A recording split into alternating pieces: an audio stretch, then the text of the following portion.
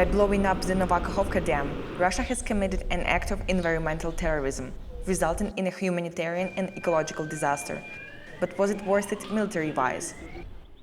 Chas is an American ex-Navy man fighting for the armed forces of Ukraine, who was positioned on the islands between the Ukrainian and enemy river bank. We're at a Kherson region. We're actually under the military intelligence doctrine, so we're strictly a reconnaissance unit. Now, obviously, reconnaissance is trying to get over the river, find places where we can establish bases, try to do some kind of forward observing for artillery, as well as trying to slowly take out small parts of certain villages and things like that to gain a foothold to eventually get across the river whenever that time comes. I don't think this is going to have a big effect on anything for us personally. The plans that are in place are in motion. They're already going to have these secondary plans for things like this. We've known that this dam has been mined since, December, January of last year when that footage was released. So I guarantee you that Ukrainian military has definitely been working with NATO and Western, and we don't go in with one plan. It's always two or three, and we knew that this was a very real possibility on the strategic side. Now, the tactical side, yeah, some things are going to have to change. But again, we'll get very good at thinking on their feet and moving quickly, so we'll be okay. While the Ukrainian military is optimistic, the people of Kherson are suffering. First came the occupation, then the daily shelling, now the flood.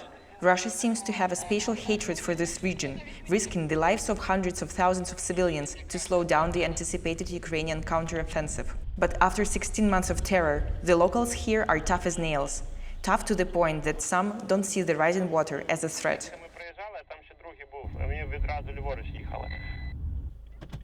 This is Antonivsky Bridge.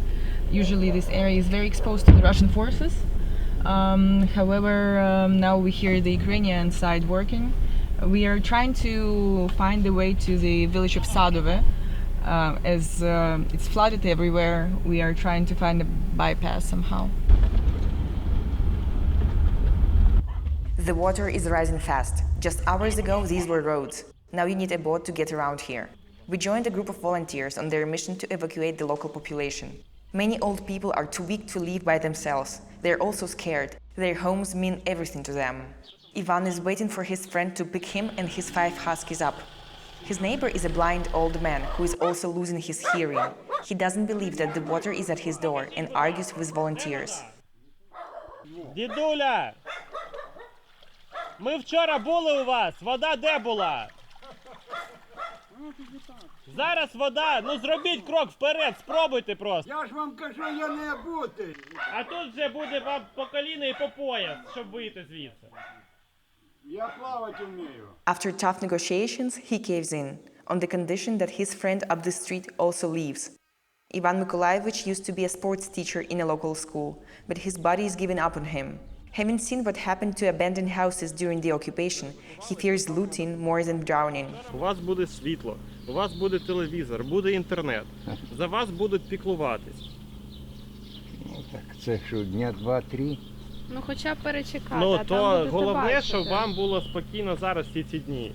І головне, щоб потім ми своїм життям не ризикували, щоб вас на даху забирати. Вчора ми сусіда вже там на лодках на даху забирали. Воно нам треба? І він падав кілька разів. Finally, both men agreed to leave their houses, to wait in safety until the water levels are back to somewhat normal. Really crazy day yesterday. So the original plan for us was to set up a mobile clinic in Selo Rakivka. We woke up at 5:30 and we figured out that the dam was bloated. In about 10 days, the water in the Kakhovka reservoir will be fully drained. Some people will be able to go back home, but the terrifying environmental consequences will impact Ukraine and possibly neighboring countries for decades. It's definitely true that this event could be called ecocide because it's a huge impact on our environment, and it was done intentionally by Russian militaries. It will lead to the massive dying of fish, both in the Kakhovska reservoir, which is draining right now, and also below the reservoir. These fish will die due to the contaminated water, and many birds are feeding with fish will also suffer. Many of them will die, and many birds will lose their offsprings because it's nesting season. Populations of many birds will decrease, and it will take a few years for them to recover after this disaster.